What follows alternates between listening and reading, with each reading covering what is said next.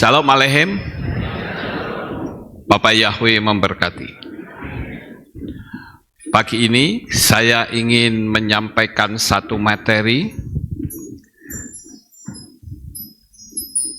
yang saya beri tema air mata dalam kirbat Elohim. Untuk mendasari, kita akan pakai ayat di dalam kitab Tehillim atau Mazmur pasal 56 ayat 9. Kita buka Tehillim atau Mazmur 56 ayat 9. Coba kita baca sama-sama saudara ya, dengan suara yang keras. Saya tunggu sampai saudara mendapatkannya. Tehillim 56 ayat 9. Sudah siap?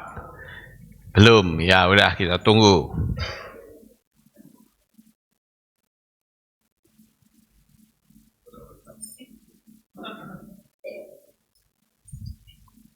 Ya oke, saya kira sudah siap ya. Kita baca sama-sama. Saya ingin mendengar suara saudara. Kita mulai. 1, 2, 3.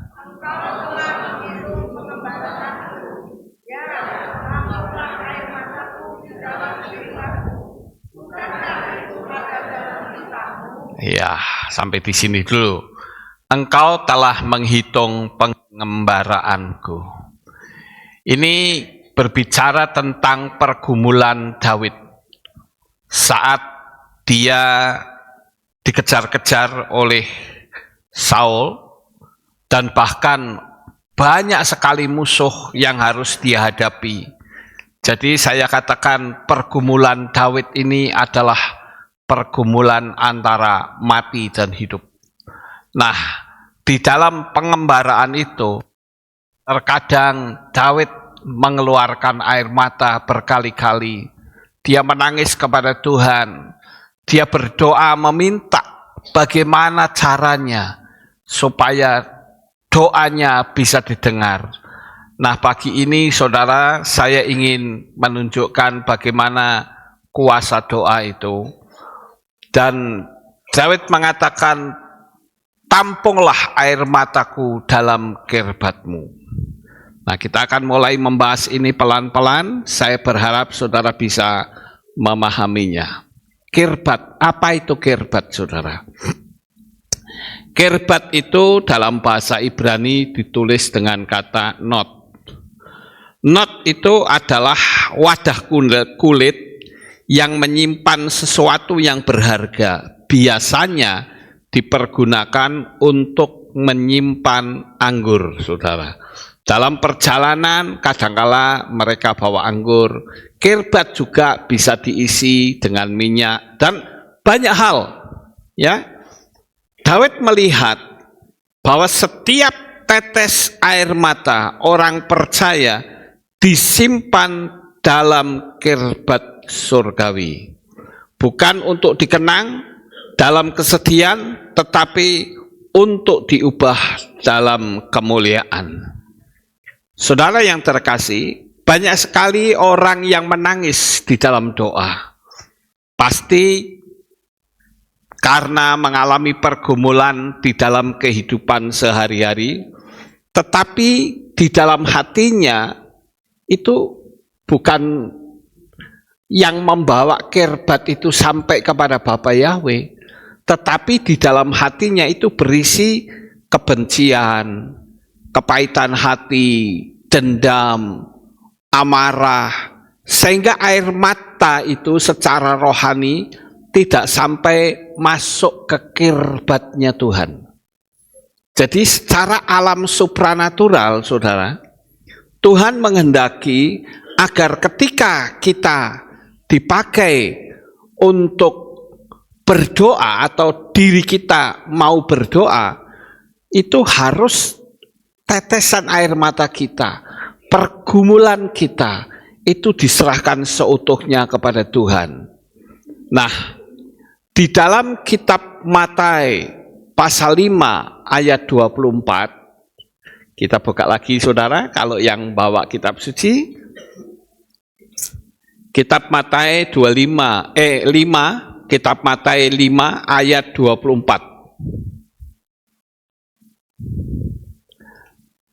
Nah, saudara perhatikan ayat ini. Tinggalkanlah persembahanmu di sana, di depan mezbah itu. Nanti ada kaitannya semua, saudara. Ini saya melihatnya dari perspektif pola Ibrani. Ya, biarlah engkau didamaikan terlebih dahulu dengan saudaramu, dan kemudian datanglah, persembahkanlah persembahanmu. Jadi di sini pentingnya orang berdoa dengan hati yang bersih, dengan hati yang tulus. Itu doa-doa kita akan didengar, saudara. Kerap kali kita mengatakan bahwa apakah doa saudara didengar oleh Tuhan? Amin. Padahal kenyataannya Tuhan tidak mau mendengar doa kita. Karena yang ada di dalam doa kita itu bukan tetesan air mata yang ada dalam kirbatnya Tuhan. Masalahnya di sini, saudara. Makanya kita harus kembali ke firman Tuhan. Nah, tidak sekadar berbicara tentang kesedihan di dalam doa, tetapi menyimpan air mata orang benar dan dihubungkan dengan api urapan. Api ukupan atau ketoret, yang berarti doa yang dibakar dengan api kudus tanpa bau campuran kedagingan. Di dalam bait suci, saudara, itu ada dua macam. Yang pertama itu adalah mezbah bakaran yang di depan, di halaman. Tapi kalau di dalam yang mendekati ruang Maha Kudus, itu adalah mezbah korban ukupan. Nah, korban ukupan itu tidak boleh ada berbau daging. Yang ada itu hanya persembahan yang berbau harum. Seperti misalnya minyak garu atau kayu garu atau kayu-kayu yang berbau harum, itu ada di situ, saudara. Bukan hal-hal yang tidak baik. Nah, kita harus menyadari terlalu banyak orang yang menangis di dalam doa. Saya kerap sekali mendapatkan WA dari orang yang mengatakan pergumulanku sangat berat sekali. Bahkan sampai terkadang untuk makan sehari saja saya tidak mampu. Saya tidak tahu bagaimana hari esok. Saya tidak tahu besok mau makan apa. Ada orang yang pergumulannya sampai sejauh itu, saudara. Nah, itu yang perlu dibawa dalam doa. Agar supaya tetesan air mata orang-orang yang demikian itu berada di kirbatnya Tuhan. Nah, kalau sudah ditampung dalam kirbatnya Tuhan, saya percaya tidak ada doa yang tidak terjawab. Hanya dalam hal ini adalah menyangkut masalah waktu, saudara. Karena mau tidak mau, suka tidak suka, kita hidup dalam dimensi waktu. Nah, kadangkala orang tidak sabar dalam waktu ini, sehingga belum apa-apa, dia sudah mundur terlebih dahulu. Dia sudah, percuma, doa ini sia-sia, nggak ada artinya. Bahkan ada yang membahasakan, kalau doa pemujaan, penyembahan itu hanya menghabiskan waktu saja. Padahal sebetulnya dengan doa kita hening di hadapan Tuhan, kita bisa merasakan getaran-getaran lembut yang menyusup di dalam diri kita. Nah, di situ berarti sudah mulai ada kontak antara diri kita dengan alam semesta, saudara. Tetapi yang terjadi seolah-olah doa itu hanya mentok di plafon, kemudian mental, turun lagi ke bawah. Doa kita seolah-olah seperti menghadapi awan tembaga yang sulit sekali ditembus, sulit sekali diterobos, sehingga kita langsung memvonis mengatakan, Tuhan itu tidak peduli dengan saya. Beberapa waktu yang lalu ada seseorang yang nelpon saya mengatakan, saya kecewa dengan Tuhan. Ternyata ketika saya sudah meninggalkan kehidupan yang lama, sudah begini, sudah begitu, saya sekarang ikut Tuhan, apa buktinya? Saya kecewa berat, tidak ada, seolah-olah Tuhan itu berpangku tangan kepada saya. Saya katakan, ketika kamu berdoa, apa yang ada di dalam hatimu, itu yang menentukan doamu didengar atau tidak. Kamu berdoa tetapi hatimu kecewa dengan Tuhan, mana bisa? Di sisi lain dia minta, di sisi lain dia berharap, tapi di sisi lain dia pahit. Terus ada lagi yang WA saya. Saya itu bahkan sudah menghafal, maaf dari seberang saudara, wah sampai wiridan ribuan kali. Mana buktinya? Saya katakan kalau doa modelnya itu hafalan, enggak jalan saudara. Saya ambil contoh, misalnya saudara sendiri punya anak. Anak saudara itu sepatunya jebol. Tapi saudara membaca, anak saudara itu membaca. Bacaannya itu tidak sesuai dengan apa yang dia inginkan. Bisa terjawab tidak kira-kira? Tidak, karena teks dengan hati itu berbeda. Nah, kita harus mulai belajar untuk kenapa ya? Sebuah pertanyaan kecil. Kenapa doa-doa saya itu seperti mentok di atas plafon saja? Saya ambil contoh saudara. Bagaimana jika mesbah ukupan ini kita taruh bangkai tikus? Apakah itu wangi? Tentu tidak saudara. Nah kadangkala kita itu di dalam berdoa, di dalam kita menyembah Tuhan, itu ibarat mesbahnya kita kasih bangkai tikus. Kita kasih kedagingan, nggak cocok saudara. Kenapa Tuhan itu mau kita menyembah dengan hati yang bersih? Coba kita belajar untuk melihat apa yang baik dari sisi orang. Jangan melihat kelakuan seseorang. Kalau kita melihat kelakuan seseorang, pada waktu kita berdoa, percuma saudara. Nggak akan bisa didengar oleh Tuhan.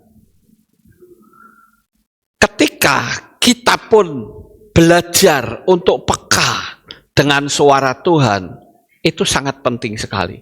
Saya pernah mendengar sebuah kesaksian saudara. Kesaksian seorang ibu. Pada waktu itu anaknya di luar kota. Dan anaknya itu boleh dibilang tatonya banyak. Dulu zaman penembak misterius, ya sekitar tahun 81 ya kalau tidak salah itu. Tahun 81, 82 lah kira-kira. Itu kan ada penembak misterius. Saudara masih ingat nggak? Ada Petrus itu, penembak misterius. Nah, si orang tua, si ibu ini, pada suatu saat di tengah malam, sekitar jam 2 dibangunkan Tuhan. Ayo kamu bangun. Dan kamu berdoa. Kamu menyembah. Pada waktu dia berdoa, atau dia bangun, dia bingung saudara. Loh saya disuruh berdoa itu suruh doain siapa? Ya seperti biasa, dia berdoa untuk anaknya, dia berdoa untuk gerejanya, dia berdoa untuk pendetanya, dia berdoa untuk semua orang yang ada di lingkungannya, supaya Tuhan bersihkan auranya, begitu. Dia berdoa secara rutin seperti itu, saudara. Nah, pada waktu dia berdoa pagi harinya, anaknya itu datang, saudara. Anaknya berkata, "Mama, semalam jam 2 saya hampir ditembak sama penembak misterius atau Petrus. Kenapa? Karena saya dianggap preman. Preman dulu kan banyak nih tembakin di jalanan, saudara, pada bergelimpangan. Nah, saya hampir saja, saya di dalam mobil mereka, dia bilang, saya ditangkap malam hari jam 2, saya sudah diikat. Saya diinterogasi sampai saya ketakutan. Tapi pada waktu itu saya merasakan ada sesuatu yang damai yang turun atasku. Saya bisa menjawab semua pertanyaan-pertanyaan mereka yang akan membunuh saya. Sehingga dia penembak misteriusnya itu, dia berkata, "Saya mohon maaf, saya salah orang." Dia dilepaskan di jalan, saudara. Itu bisa terjadi akibat apa? Doa dari seorang ibu yang tulus. Doa dari seorang ibu yang hanya mengandalkan Tuhan.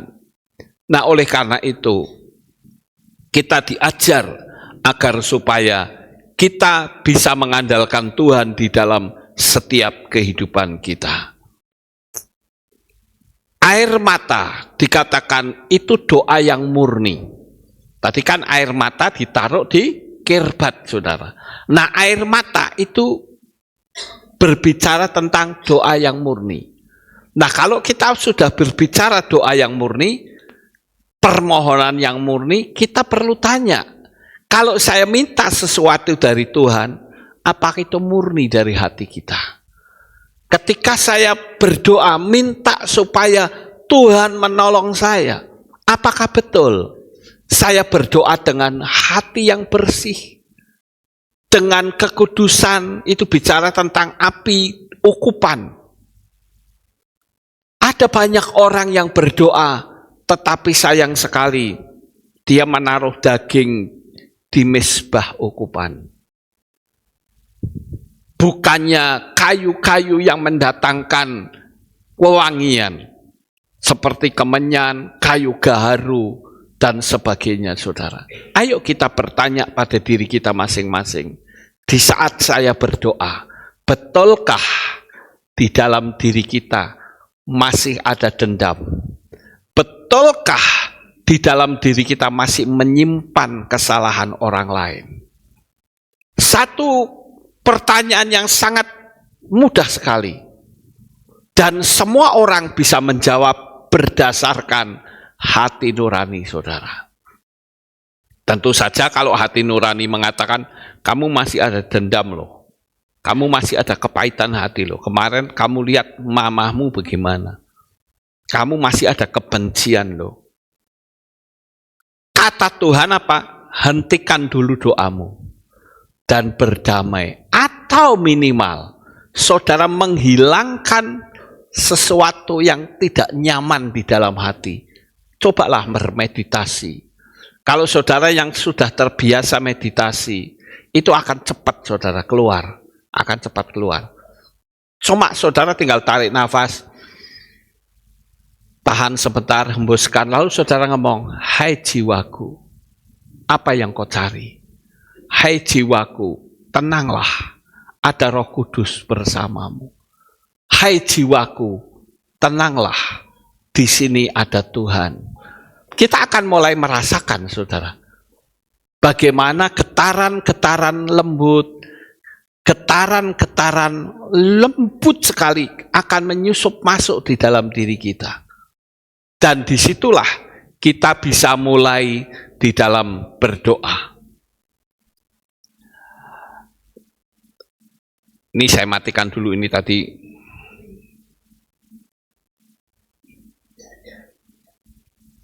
Ya, itulah di dalam doa, saudara. Kemudian kirbat. Kirbat ini adalah wadahnya kasih Elohim. Kita mempersembahkan tetesan air mata kita. Jadi bayangkan saudara, saat saudara itu hatinya nyesek sekali di dalam doa, sampai mengeluarkan air mata, it's okay, nggak masalah. Tapi sebetulnya tetesan air mata itu dibawa di dalam kirbatnya Tuhan. Ya, inilah posisi doa yang benar dalam diri orang percaya. Mari kita belajar untuk membenahi diri, saudara. Ayo kita bertanya pada diri kita sendiri dengan jujur. Apakah betul saat saya berdoa ada kepahitan di dalam hati? Apakah betul ketika saya berdoa ada kejengkelan, ada dendam, ada yang belum dibereskan dengan orang? Saya kira kalau membereskan dengan orang, mungkin orangnya juga sudah nggak ada atau sudah jauh. Saudara bisa lakukan pemberesan sendiri dengan menggunakan metode meditasi, saudara. Supaya aura kita itu bright, bersinar. Aura kita itu tidak gelap, saudara. Tetapi terlalu banyak orang yang salah memahami, sehingga yang terjadi adalah bukannya hadirat Tuhan yang datang, tetapi justru kuasa kegelapan yang membisiki. Kamu kok ngalah gitu? Jangan mau. Enak aja lu ngalah. Bunuh saja orang itu. Suaranya jadi suara luar, saudara. Ya. Sekarang pertanyaannya, sampai di sini saudara paham? Paham. Kita lanjut. Kenapa terkadang doa kita sudah lama tidak terjawab? Karena ada penghalang. Kirbatnya berisi air mata kepahitan. Kirbatnya berisi air mata amarah. Kirbatnya berisi air mata dendam dan kekhawatiran, keraguan. Sehingga ada yang menggunakan menghafal doa. Itu bukan dari dasar hati. Saudaraku yang terkasih, saya ingin coba kita praktekkan dalam kehidupan sehari-hari. Saya yakin kehidupanmu akan berubah total, diubahkan oleh Tuhan ketika semua aura-aura gelap itu sudah keluar dari dalam diri kita. Coba saudara, sekali lagi saya katakan, ya, saya banyak mengulang-ulang kalimat supaya masuk di dalam pikiran saudara. Kirbat saudara itu berisi apa? Apakah berisi menyimpan kesalahan orang? Ataukah kirbat saudara sudah betul-betul bersih? Tidak ada lagi air mata yang bercampur dengan kepahitan. Ini sangat penting, saudara. Coba saudara lihat gambar ini. Seorang perempuan minum sesuatu yang pahit, rasanya nggak enak sekali. Ya, nggak enak sekali, saudara. Dan Tuhan tidak ingin apa yang kita persembahkan itu berisi hal-hal yang pahit. Tuhan tidak ingin. Tapi yang Tuhan inginkan adalah kita mempersembahkan sesuatu yang manis. Ukupan itu harusnya berbau harum mewangi, tapi faktanya bercampur dengan bau kedagingan kita. Luka-luka batin itu dibawa dalam pemujaan. Ada seseorang yang pernah konseling dengan saya, saudara. Walaupun agak lama, ya, dia konseling, saya ambil intinya. Orang ini sewaktu bayi itu sudah dibuang sama ibunya. Ibunya sudah menolak dia. Tetapi diambil oleh seseorang dan dibesarkan. Itu ternyata kepahitannya kebawa terus dalam setelah dia dewasa. Selalu dia ingat, ibuku membuang aku. Dia bilang, kenapa Pak? Kok hati saya seperti ini? Saya bilang, jangan pernah berpikir bahwa ibu itu tidak bisa melakukan yang baik. Ibu itu bisa melakukan yang baik. Dia membuang kamu ada banyak alasan, tapi abaikan semua alasan. Pandanglah bahwa sebetulnya sekalipun saya seorang diri, tetapi di dalam diri saya ada pendamping, yaitu Roh Kudus. Kenapa kita selalu berpikir, ibuku jahat, ibuku pernah membuang aku? Ya kalau seperti itu terus, kapan doa kita terjawab? Doa kita akan mentok terus, nggak akan terjadi. Dia bilang, apa yang harus kami lakukan? Buang semua kepahitan. Saudara pikir dengan kepahitan itu, saudara mau menolong siapa? Kepahitan itu menghancurkan diri sendiri. Kalau saudara bisa mengampuni, itu sebetulnya menolong diri sendiri. Terlalu banyak manusia di dunia ini yang doanya berisi kirbat air mata yang rasanya pahit, saudara. Terlalu banyak. Kita perlu belajar. Kalau kita kumpul seperti pagi hari ini, kita belajar untuk berserah diri. Kalau saya berpikir gini, saudara. Kalau seseorang membenci saya, ngapain saya terpengaruh? Ya biarin, masa bodoh, emang gue pikirin. Saya menggunakan jurus saya sendiri, yaitu EGP. Emang gue pikirin. Saya tidak mau diri saya itu dikuasai oleh orang lain. Waktu mau makan, wajahnya orang itu ada di piring saya. Waktu mau mandi, wajahnya ada di shower. Waktu kita berdoa merem gini, wajahnya kelihatan. Betapa tidak nyamannya doa seperti itu, saudara. Tapi kalau kita letakkan, kalau saya membenci dia, saya kepahitan dengan dia, saya akan buat sebuah pertanyaan kecil. Terus mau apa? Pertanyaannya itu aja. Kalau kita sampai membenci orang, terus mau apa? Mau membunuh? Kan tidak mungkin, saudara. Berarti kan itu cuma hanya melukai diri sendiri terus. Setiap hari dilukai terus. Kalau kita mau jujur, sebetulnya banyak jemaat yang datang, baik yang langsung offline ataupun yang ikut streaming, sebetulnya hatinya sedang cacat. Itu sebabnya jangan sampai hati kita cacat, ya. Tetapi pemujaan kita, kemuliaan untuk Tuhan itu betul-betul murni keluar dari dasar hati kita. Saudara setuju? Karena hanya melalui doa-doa yang seperti inilah yang berkenan di hadapan Tuhan. Nah, perjalanan dari Kirbat ke Lautan Kaca. Sekali lagi saya pakai pola Ibrani. Pola Ibrani itu saling kait-mengkait, saudara. Ya. Air mata dalam Kirbat adalah benih rohani.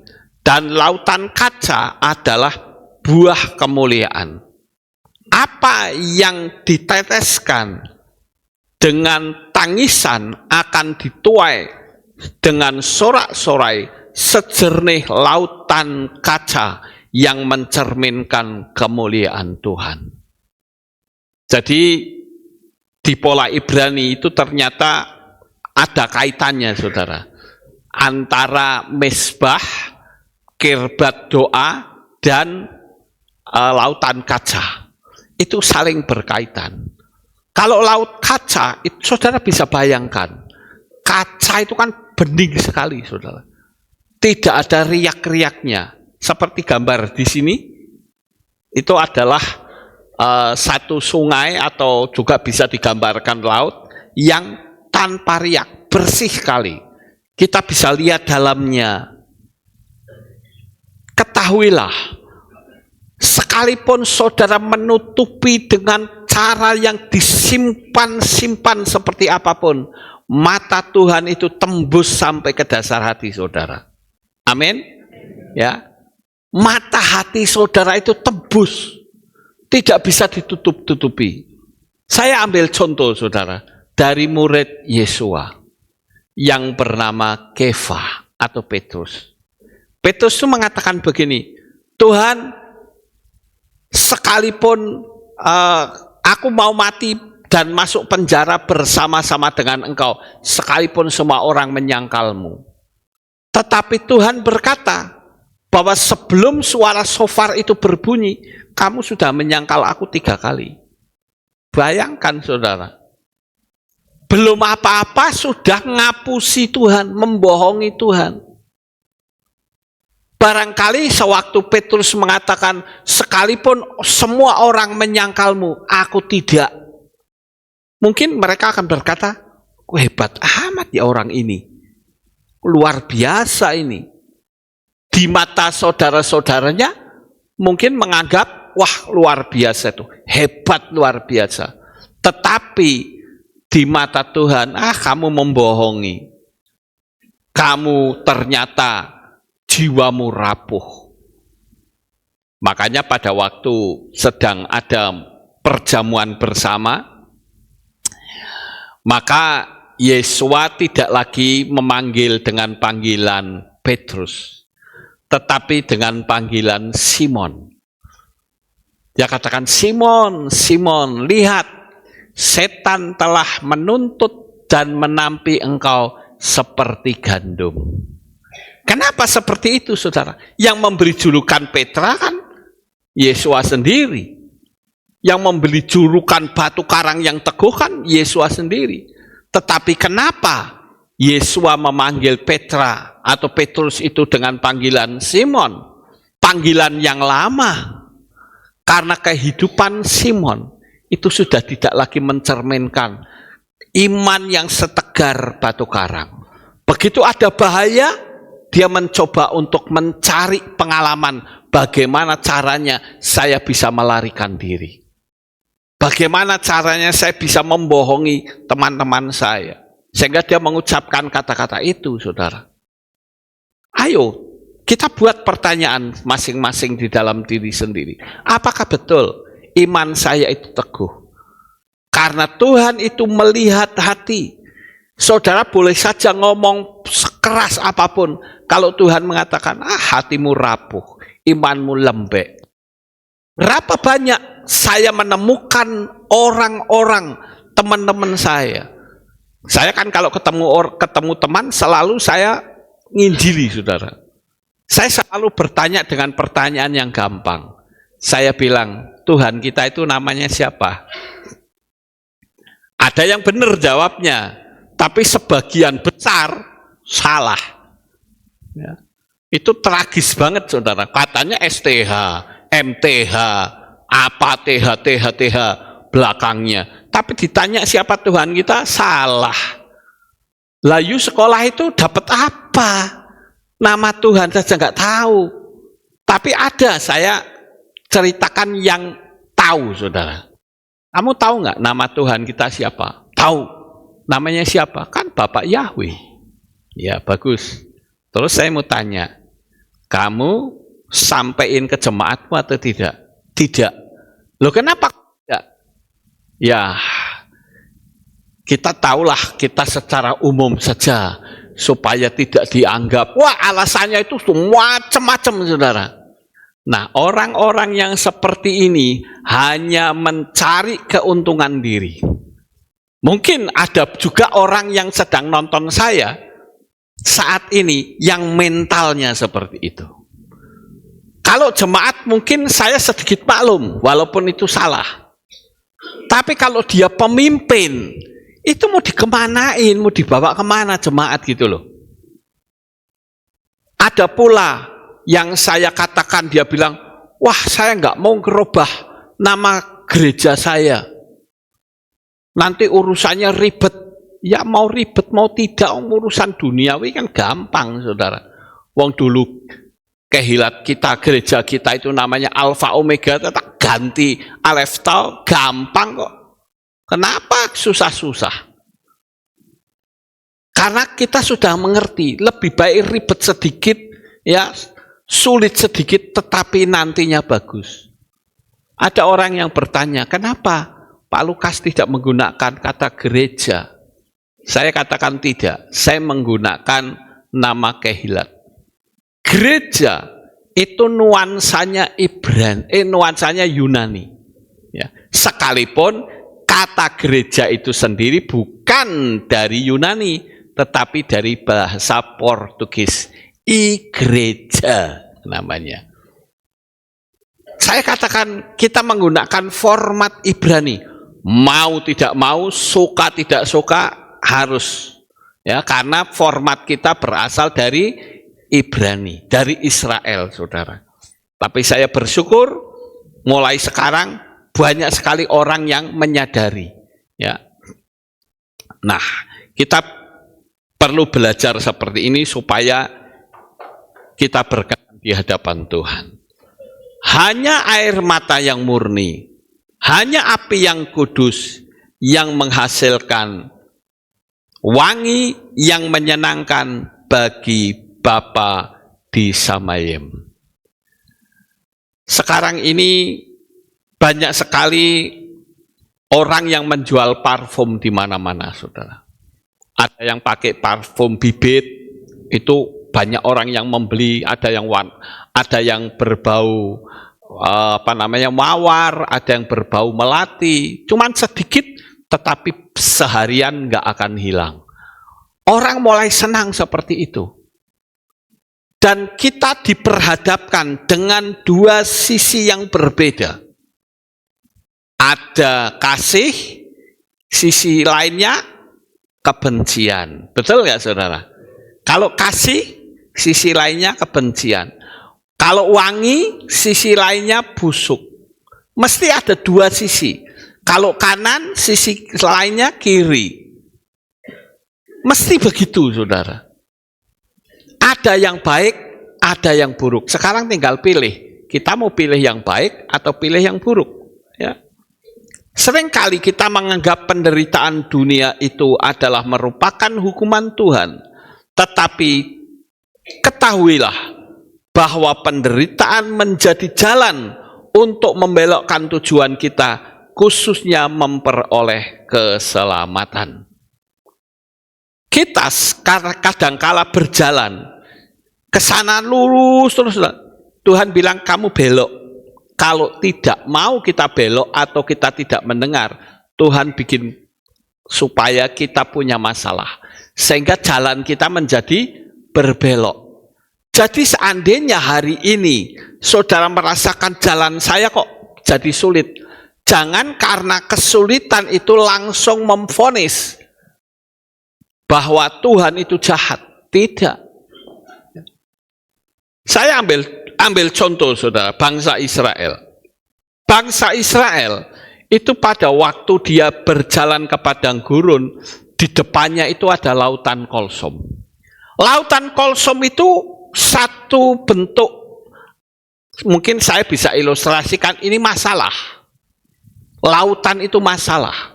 Mau terbang tidak bisa. Mau mundur ada tentara Firaun. Mau kemana? Tidak ada jalan luar, saudara. Semua ketutup. Sehingga mulutnya bangsa Israel mengatakan, wah, ini lautan bikin saya celaka. Lautan bisa bikin kita binasa. Tetapi ingat bahwa Tuhan itu bisa membelah lautan. Tuhan bisa membuat masalah saudara itu menjadi jalan keluar untuk meraih kemenangan. Saya ambil contoh, pada waktu bangsa Israel sudah dibelah lautannya oleh Tuhan, ucapan mereka sudah beda, saudara. Mereka berkata apa? Untung ada lautan. Dan kalau kita melihat secara sekilas, itu belahnya cuma satu. Padahal kalau kita membaca di kitab lain, kalau nggak salah kitab Yaser apa ya? Yaser atau Henok itu ada 12 belahan, saudara. Kalau satu, nggak mungkin. Orang akan mengatakan, itu kan Mose pinter, itu laut. Pada waktu itu sedang terjadi angin badai sehingga lautnya terbelah. Bisa saja. Misalkan seperti Christian Science, bisa saja mengatakan demikian. Tetapi kalau belahannya itu ada 12, nggak masuk akal, saudara. Jadi artinya saya boleh mengatakan, seberat apapun masalah saudara, sekompleks apapun, serumit apapun masalah saudara, ketika kita mengandalkan Tuhan, masalahmu bisa selesai. Bahkan kita bisa mengatakan, untung saya dapat masalah ini. Kalau saya tidak dapat masalah ini, saya tidak bisa ketemu Tuhan. Banyak sekali kesaksian-kesaksian yang seperti itu, saudara. Jadi, jangan buru-buru memvonis, kok saya mengalami kesulitan. Jangan, saudara. Karena kebanyakan orang, pada waktu dia menghadapi kesulitan, lihatnya kesulitannya, bukan lihatnya Tuhannya. Ini kesalahannya. Mengapa Yesus sengaja tidak datang dulu sampai Lazarus mati? Coba saudara lihat ceritanya, Yesus diundang loh saudara, ya, supaya nama Tuhan dimuliakan. Percayakah bahwa hidup itu tidak ada yang kebetulan?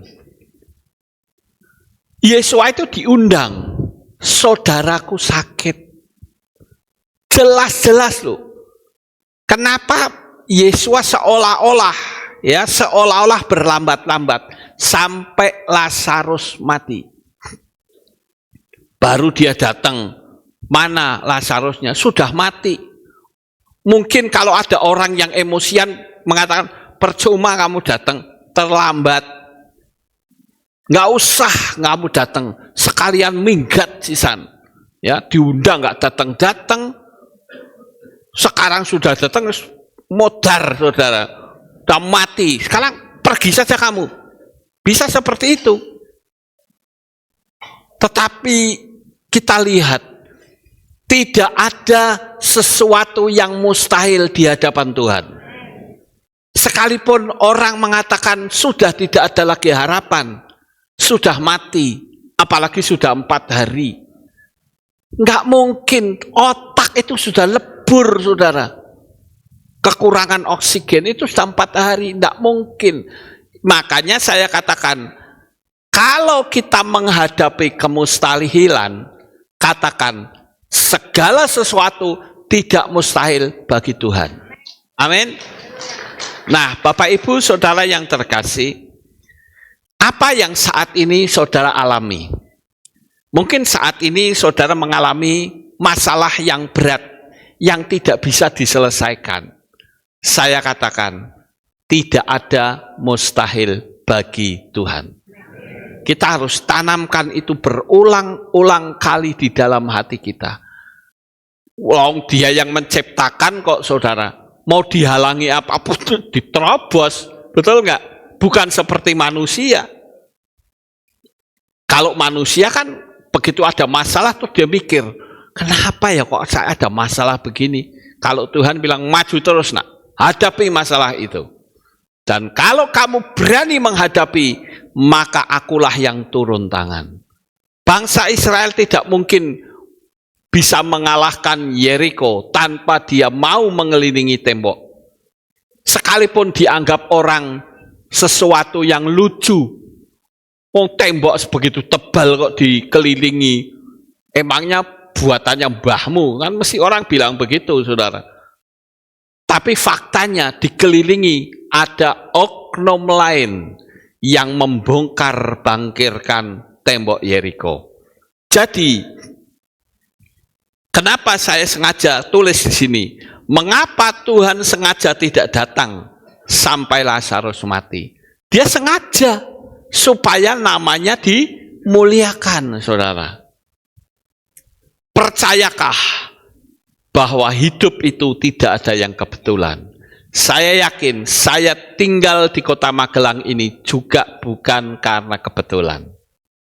Padahal saya dulu sebelum ke Magelang, saya sudah ditawari ke Hawaii, sudah ditawari ke daerah transmigrasi, ditawari ke berbagai daerah, nggak ada yang cocok di hati saya. Tapi begitu ketua BPD mengatakan, kamu ke Magelang mau nggak? Langsung saya bilang, mau. Nggak ada pertanyaan bagaimana, saya bilang mau. Tapi kamu harus ngomong dulu sama istrimu. Kalau istrimu nggak sejahtera, kamu nggak saya kirim ke Magelang. Tapi waktu saya ngomong sama istri saya bilang, oh ya silahkan, aku juga sejahtera. Ya udah, saya katakan saya mau, saya sudah mendapat persetujuan. Makanya saya sampai di Magelang ini, saudara. Itu ada rencana Tuhan tersendiri. Kalau mungkin saya tidak di Magelang, ya mungkin saudara sampai hari ini nggak ngerti nama Yahweh. Atau mungkin ngerti tetapi tidak diterapkan, sama seperti banyak orang. Ya, Lazarus itu hidup. Hidup itu adalah bicara tentang apa yang mustahil bagi manusia, tidak mustahil bagi Tuhan. Kita harus percaya, sekalipun keadaan sebaliknya. Saudara, kebanyakan orang melihat dari apa yang kelihatan, di dalam dunia fisik. Tetapi coba kita melihat secara alam roh. Dunia fisik bisa saja engkau mengalami masalah, tetapi dunia alam roh, Tuhanlah yang membela saudara. Bapak Yahweh lah yang akan tolong. Jadi dengan kata lain Tuhan bilang, ngapain anakku kamu melihat hal-hal yang duniawi? Coba lihat hal yang positif. Saya yakin pasti kamu akan melihat satu kemuliaan yang luar biasa yang aku sudah siapkan untuk kamu. Percayakah saudara bahwa saat ini Tuhan sedang menyiapkan sesuatu yang indah dalam kehidupan saudara masing-masing? Yakini saja. Karena tidak ada perkara yang mustahil bagi orang percaya. Kita lanjut saudara. Seringkali kita menganggap penderitaan dunia itu adalah merupakan hukuman Tuhan. Tetapi ketahuilah, penderitaan menjadi jalan untuk membelokkan tujuan kita, khususnya memperoleh keselamatan. Oh, kalau seringkali orang itu kan gampang memvonis, saudara. Orang bisa saja memvonis saya, wah kayak Pak Lukas kayak dosanya kayak sampai lumpuh, sampai mengalami stroke. Itu dosanya besar, mudah sekali meremehkan. Padahal ada teman saya pendeta yang juga mengalami seperti saya, bahkan sampai hari ini masih belum bisa khotbah. Apakah kita mau memvonis orang itu berdosa? Nggak bisa seperti itu, saudara. Sehingga akan terwujud satu ucapan, nek dosa ki mesti rekoso. Betul, tapi tidak selalu orang berdosa itu rekoso. Kemarin ada seseorang yang konseling dengan saya, dia kecewa berat dengan Tuhan. Dia mengatakan, kenapa Pak? Orang itu sampai nantang saya. Dia katakan, tunjukkan kehebatan Tuhanmu. Aku ini loh, seseorang yang anti Tuhan. Saya menghujat Tuhan. Saya tidak suka dengan gereja atau masjid atau apa. Saya netral, tidak Tuhan-Tuhanan. Lihat hidup saya, makmur. Saya mau punya apa saja saya bisa. Karena orang melihatnya dunia fisik. Saya katakan, menurut firman Tuhan, apalah artinya orang memperoleh harta seluruh dunia jikalau jiwamu binasa. Semua orang selalu mengukur dengan kemampuan materi. Tetapi hari ini saudara, sadari bahwa Tuhan itu punya alat pendidikan untuk mendidik kita.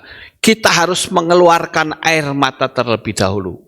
Makanya ada istilah no cross, no crown. Tiada salib, tiada mahkota. Kalau kamu ingin memperoleh mahkota, ya kamu harus lawan salib itu sampai kamu menang. Nah, untuk bisa kita memperoleh kemenangan, bagaimana? Lihat saja gaya hidup Yesua. Ketika Yesua dipaku di kayu salib, semua orang menghujat, bahkan telanjang belejet loh saudara. Dianiaya, dihina, dicaci maki, diludahi. Di dalam mulut Yesua tidak sepatah kata pun hujatan. Yesua selalu mengatakan, ya Bapa, ampunilah mereka, karena mereka tidak tahu apa yang mereka perbuat. Coba kita belajar dari guru agung kita. Ya. Kenapa pola Ibrani itu sering dikaitkan dengan lautan kaca? Yaitu Yam Hasek Kurit. Istilah laut kaca di dalam Gilyahna atau kitab Wahyu pasal 4 ayat yang ke-6. Dan ayat pasal 15 ayat 2. Di situ ada malaikat yang penuh mata, saudara.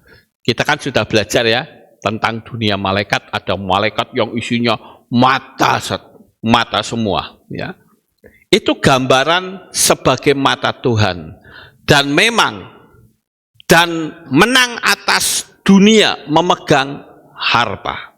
Itu lambang sukacita. Laut kaca itu tenang, jernih, tidak keruh dengan kekacauan dunia sehingga kita panik. Ayo saudara, saat kita berdoa, hindarkan perasaan panik di dalam diri saudara.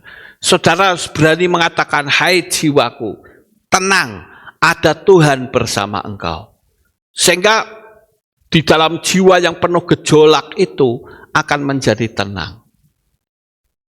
Kita harus jujur, berapa banyak di antara kita yang tidak bisa tenang? Yang ada hanyalah kepanikan, kekhawatiran, ketakutan. Takut besok itu akan terjadi apa. Belum apa-apa saudara sudah menciptakan. Bukankah kita ngomong itu kita mencipta? Kita harus punya keyakinan. Sampai hari ini saudara, kalau saya ditanya, kehilatnya Pak Lukas sudah selesai belum? Pasti selesai dan akan menjadi kehilat terbesar dan terindah di dunia. Saya selalu mengatakan begitu. You percaya syukur, enggak juga enggak masalah. Itu iman saya. Ya. Apalagi kalau ini nanti sudah dibongkar, akan kelihatan sekali saudara. Ya. Yang penting yakin, yang penting percaya bahwa Tuhan turut bekerja dalam segala perkara. Yam Hasekurit, laut dari kaca atau lautan bening seperti kristal. Dalam simbol Ibrani, Yam sering dilambangkan kekacauan dunia atau kedalaman misteri. Tetapi menjadi Yam Hasekurit, laut itu menjadi tenang dan jernih. Gambaran kedamaian surgawi setelah segala kekacauan dunia disucikan oleh api Elohim. Saudara, kalau kita mau jujur, kita bertanya, ini pertanyaan banyak sekali ke saya, saudara. Dia katakan begini, Pak Lukas, kalau saya menyekolahkan anak saya ke luar negeri, sekarang ini bagaimana? Saya katakan, untuk saat ini masih aman. Tapi kalau sudah mendekati angka 30, hati-hati loh. Semua selalu mengarah ke angka 30. Itu adalah klimaksnya Illuminati. Klimaksnya sampai di situ, saudara. Jadi kalau ada orang bertanya keadaan dunia menggelora, nggak usah takut. Nah kalau saya berpikir, paling mati aja kok bingung. Mati besok, mati sekarang, mati lusa, apa doai. Betul nggak saudara? Toh kita bisa ketemu Yesua. Ya, kenapa kita takut? Karena kita masih melihat ke belakang. Ya, kalau kita melihat ke belakang nggak akan ada selesai-selesainya. Kita akan selalu ketakutan. Hati yang bening, tenang, tidak keruh, dan transparan, itulah yang membuat doa kita tembus ke Syamayim. Tanpa penghalang, bagaikan terpantul ke langit tembaga. Nah ini, kalau saudara berdoa tidak bisa tenang, lebih baik nggak usah berdoa, meditasi saja. Ya, baru setelah meditasi itu saudara berhasil membuat hatimu tenang, silahkan saudara berdoa. Silahkan saudara meminta kepada Tuhan. Tapi kalau enggak, percuma. Permintaanmu akan mentok di plafon. Permintaanmu bagaikan kena langit tembaga, saudara. Jadi yang terpenting sekarang, sebelum berdoa, saudara buat pertanyaan, hatiku ini kira-kira sedang damai enggak ya? Atau sedang bergejolak? Kalau sedang damai atau sedang bergejolak, kita bisa ambil langkah. Kalau damai bisa dilanjut dalam doa, kalau sedang bergejolak, meditasi saja. Ya, saya percaya Tuhan pasti tolong. Kadangkala bayangan traumatis seolah Tuhan cuma berpangku tangan saja, itu membayangi kita dan berkata Tuhan itu tidak adil. Sebenarnya jika ada bayangan itu, seharusnya kita tahu bahwa adanya bayangan itu berarti ada sinar. Mengapa kita melihat bayangannya bukan sinarnya? Jujur saudara, seorang anak kecil begitu dia jalan melihat bayangan, takut nggak? Takut, saudara. Lari, bayangannya ikut terus dia. Karena apa yang dilihat bayangannya, padahal adanya bayangan itu karena adanya sinar. Jadi yang kita lihat jangan bayangannya tetapi sinarnya, saudara. Nah ini yang salah, ya. Melihat bayangan hitam dari diri kita itu menunjukkan bahwa kita masih saja melihat masa lalu. Bayangan yang mengikuti kita kemanapun kita pergi. Bayangan itu gambaran dari masa lalu, saudara. Bangsa Israel itu banyak dipengaruhi oleh orang luar supaya melihat masa lalu. Kita harus tahu bahwa sejujurnya kita semua punya masa lalu yang tidak baik. Tapi kalau kita melihat masa lalu terus, ya bagaimana doa kita bisa didengar? Kita harus melihat ke cahayanya itu. Kalau ke cahayanya berarti ke sana ya, ke belakang, bukan ke bayangan hitam itu, saudara. Bayangan hitam itu cuma hanya menakut-nakuti saja, tetapi dia tidak benar-benar melumatkan kita. Mana bisa bayangan melumatkan kita? Tidak bisa. Israel hidup 40 tahun di bawah naungan bayangan masa lalu. Bayangan Mitzrayim atau Mesir masih terus mengikuti, bukan bayangan kemuliaan Elohim atau sel Hakafot. Sel itu bayangan atau naungan atau perlindungan. Ini sudah jelas-jelas dia keluar dari Mesir. Jelas-jelas dia lewatin lautan Kolsom. Tetapi setelah dia lewat lautan Kolsom, ada masalah sedikit, dia ngomong apa? Ayo kita angkat seorang pemimpin, kita kembali ke Mesir. Di Mesir kita bisa makan enak. Di Mesir kita bisa makan bawang prei. Sopo sing seperti itu? Yang makan enak dan makan bawang prei itu kan bangsa-bangsa lain yang ikut bangsa Israel keluar. Kalau bangsa Israelnya mana dia bisa makan enak, orang dia disiksa kok. Tapi kok ya mau dipengaruhi seperti itu, saudara.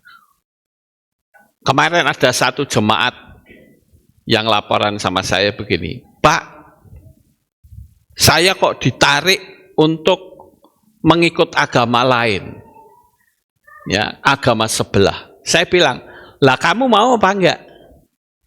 Menurut Pak Lukas bagaimana? Mumet saya, saudara. Kan tidak mungkin saya bilang, oh awes, silakan. Kan nggak mungkin, saudara. Kok tanya menurut Pak Lukas gimana? Aku gemes juga loh, saudara. Lah mbok saya ini loh, kasih 1 triliun sisan, ojo ngasih. Ya, Yesua dan Yahweh itu tinggal di dalam dada saya sampai selama-lamanya, saudara. Dia yang sudah menyelamatkan saya. Kok remeh? Sing ngajai siapa? Blokir saja, saya bilang gitu. Diblokir. Wah, nggak enak ya nanti gitu. Ya nggak enak, karepmu lah. Ya. Lah kalau saya ngajak-ngajai, orangnya yang ngajak saya itu budak katanya. Apa kamu kok tertarik sama wong budak tak gitu ke? Nek aku aja ngasih. Wong dia budak pengetahuannya kurang kok kamu. Loh sekarang ketika mendengar firman Tuhan itu kan gatek ke ora. Dengarkan apa tidak? Kok dadak minta pendapat dari saya? Menurut Pak Lukas bagaimana? Aduh, apa saya bilang, oh ya apik itu apik. Ya jelas tidak mungkin, saudara. Ya. Jadi jangan tanya hal-hal yang seperti itu, saudara. Tanya firman boleh. Tapi kalau tanya seperti itu, saya kok ditarik oleh agama lain ya. Menurut Pak Lukas boleh Pak? Boleh. Tidak apa-apa. Seperti itu, ya tidak mungkin, saudara. Ya, jadi jangan kita dengar firman. Saudara ngerti nggak yang saya sampaikan ini? Makanya saya bilang khotbah saya kebanyakan itu isinya pengajaran. Ya, sampai orang luar mengatakan khotbahnya Pak Lukas beda dengan yang lain. Karena saya mengisi pengajaran seperti beberapa waktu yang lalu saya ngajar tentang Lilith. Coba saudara tanya dalam dunia Kristen, ada pengajaran seperti itu? Enggak ada, saudara. Saya ajari supaya kita itu jadi pinter, gitu loh. Jadi kalau ibadah itu tolong gatekke, ya, jangan Mobile Legend, jangan saudara, atau WA-WA-an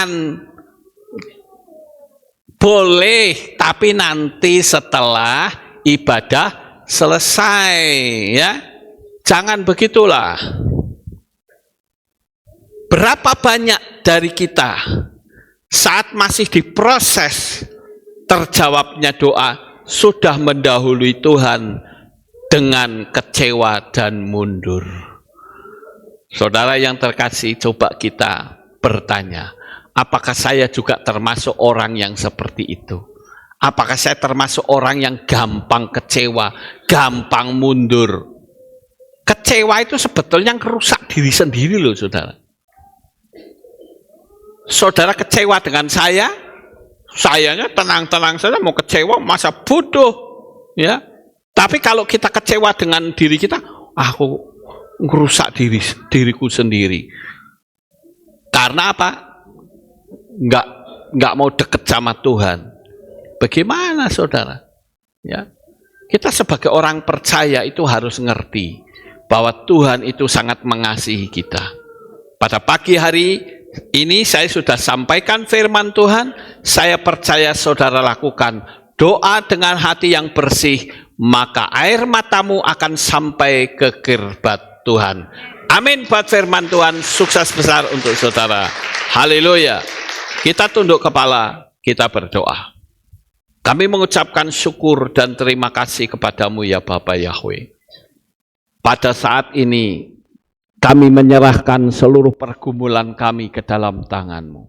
Seberat apapun pergumulan kami tetap percaya bahwa akan tiba saatnya bahwa Tuhan mengangkat diri saya sehingga saya menjadi seorang yang diberkati oleh Tuhan. Terima kasih Bapa Yahweh. Di dalam nama Adonai Yeshua HaMashiach kami sudah berdoa. Amin. Ya, pada pagi ini saudara, kita akan dengar pengumuman dulu ya. Ayo pengumuman.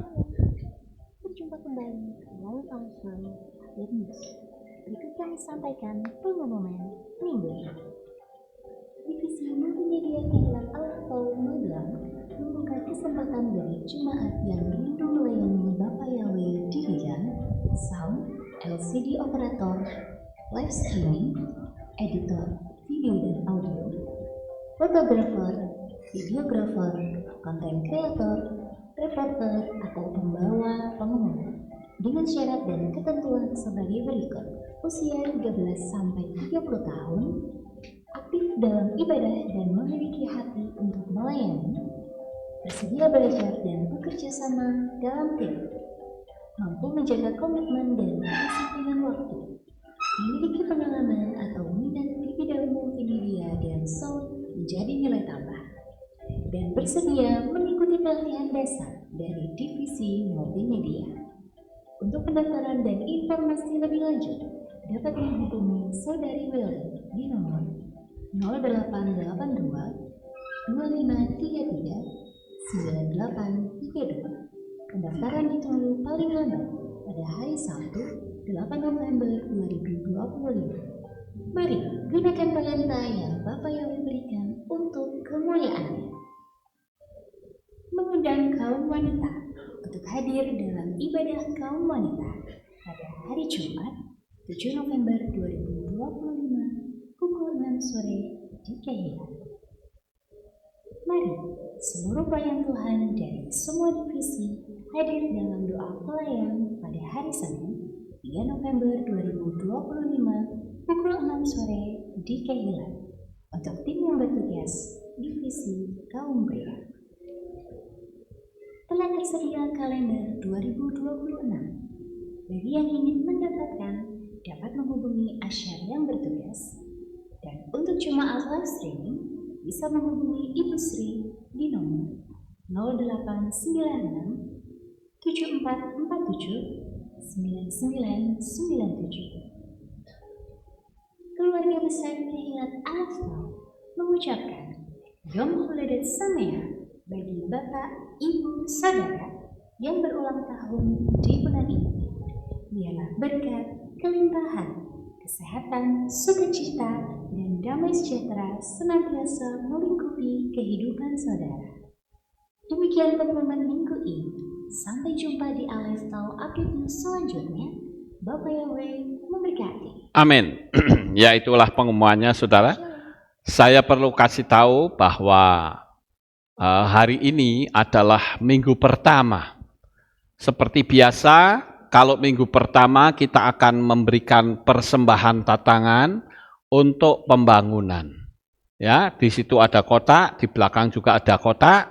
Saudara bisa menaruh berkatnya ke situ. Begitu juga hari ini adalah karena minggu pertama, siapa yang berulang tahun di bulan November, kami persilahkan maju ke depan, biar saya akan doakan bersama dengan jemaat. Ayo, siapa yang berulang tahun bulan November, saudara? Ya, yang tidak berulang tahun kita bangkit berdiri, kita tutup di dalam doa. Yang berulang tahun silakan maju ke depan, biar Bapak Yahweh memberkati saudara sekalian.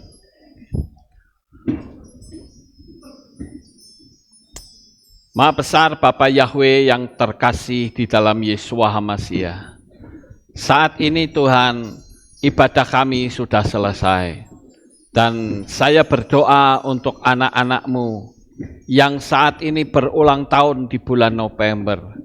Kami mohon pertolongan-Mu untuk bulan ini. Tuhan berkati dia dengan berkat-Mu yang berlimpah. Kami berdoa supaya doa-doa mereka yang selama ini belum terjawab, Engkau menjawabnya sebagai kado istimewa daripada-Mu ya Tuhan. Terima kasih Bapak Yahweh yang masih sekolah, berilah hikmat akal budi marifat, kemampuan, dan kuasa. Bagi yang sudah bekerja, Tuhan berkati buah pekerjaan mereka, sehingga mereka boleh bersukacita. Terlebih lagi, hari ini hati mereka sudah disucikan oleh Tuhan. Terima kasih Bapa Yahweh. Kami juga berdoa untuk anak-anak-Mu yang akan memberikan persembahan tatangan. Tuhan memberkati dengan limpahnya, Tuhan balas dengan berkat-Mu yang berkelimpahan. Sehingga kehilat cepat selesai dan kami bisa segera pindah ke belakang. Terima kasih Bapa Yahweh. Kami serahkan untuk anak-anak-Mu yang sudah memberikan persembahan, baik yang ada dari luar kota maupun dalam kota. Tuhan berkati dengan berkat-Mu yang berkelimpahan.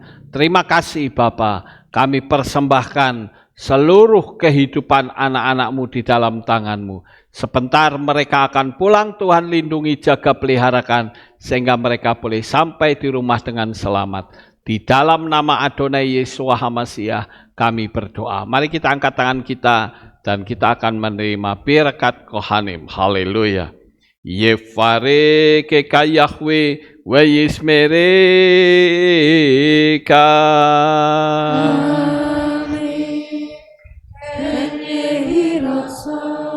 Yair Yahweh panau eleka wikuneka.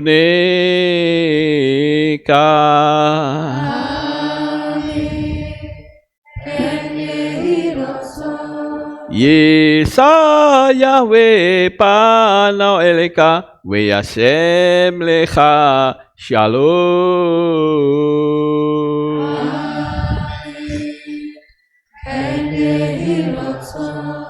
Baruk atapair ufaruk atapesate, diberkatilah engkau di kota dan diberkatilah engkau di ladang.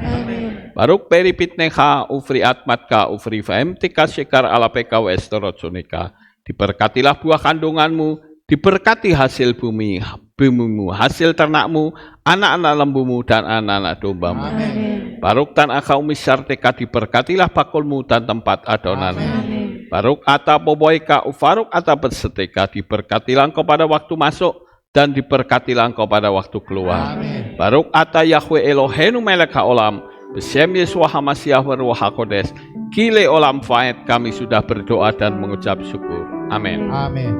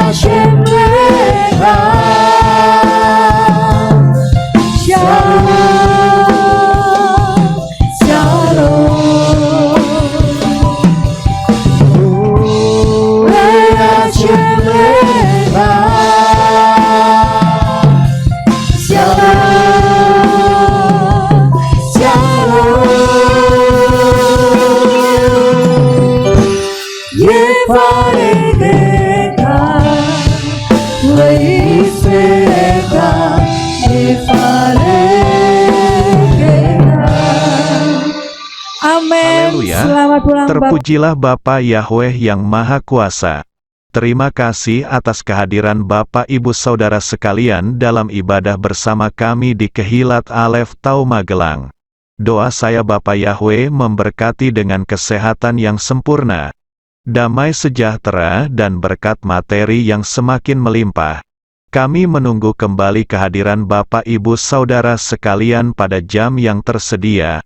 hari Sabat jam 5 pagi, hari Minggu jam 6 pagi, hari Rabu jam 6 sore. Siap sedialah sebagai mempelai Hamasiah untuk menyambut kehadiran mempelai pria kita, yaitu Adonai Yeshua Hamasiah di awan-awan yang permai.